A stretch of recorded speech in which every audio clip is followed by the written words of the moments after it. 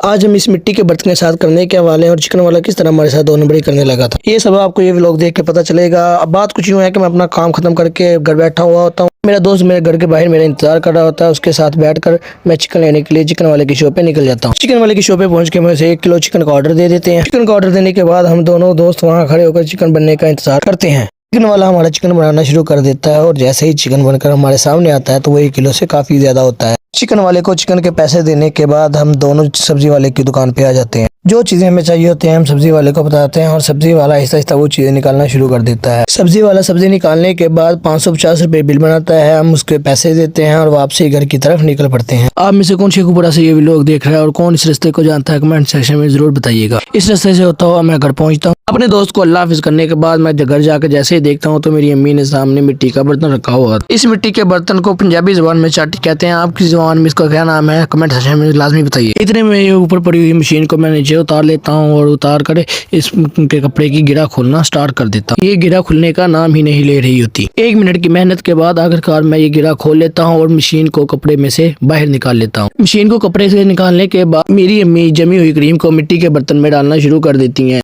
इस जमी हुई क्रीम को मिट्टी के बर्तन में डालने के बाद हम उसमें कुछ थोड़ा सा पानी ऐड करते हैं ताकि ये अच्छी तरह सॉल्व हो जाए। अब जो लोग गांव से ये मेरी वीडियो देख रहे हैं उनको तो अच्छी तरह मालूम होगा कि इसमें पानी किस लिए ऐड किया जाता है। इस मिट्टी के बर्तन में पानी डालने के बाद मैं क्रीम और पानी को अच्छी तरह मिक्स कर लेता हूँ ताकि सारा मिक्सर एक जैसा हो जाए। जैसे ही सारा मिक्सर एक जैसा होता है मैं उसमें मशीन लगा देता हूँ। मशीन को चाटी के मुँह के ऊपर रखने के बाद मैं उसका स्विच लगाता हूँ और बटन से ऑन कर देता हूँ। 20 मिनट इंतजार करने के बाद जैसे ही मैं मशीन उठाकर देखता हूं तो मक्खन की हालत कुछ इस तरह दिखाई देती है। मक्खन की कुछ ये कंडीशन देखने के बाद मैं जल्दी से छत पे जाता हूं और ऊपर से ये कुर्सी लेकर, जिसको पंजाबी जुबान में पीढ़ी कहते हैं, नीचे चला आता हूं। 10 मिनट मशीन चलने के बाद मक्खन की हालत कुछ इस तरह हो जाती है। मेरी वालदा जल्दी से अपने हाथों से इस मक्खन को निकालना शुरू कर देती है। अब जो लोग मुझे गाँव से देख रहे हैं वो तो मक्खन निकालने के इस तरीके से अच्छी तरह वाकिफ होंगे। मेरी वालदा अच्छी तरह मक्खन को इस एक अलग बर्तन में अलहदा कर लेती हैं और पानी को अलहदा कर लेती हैं। अब ये मक्खन निकाल ही रहे होते हैं कि इतने में मुझे भूख लग जाती है। मैं तंदूर वाले के पास जाता हूँ और उसे 1 आलू वाले नान का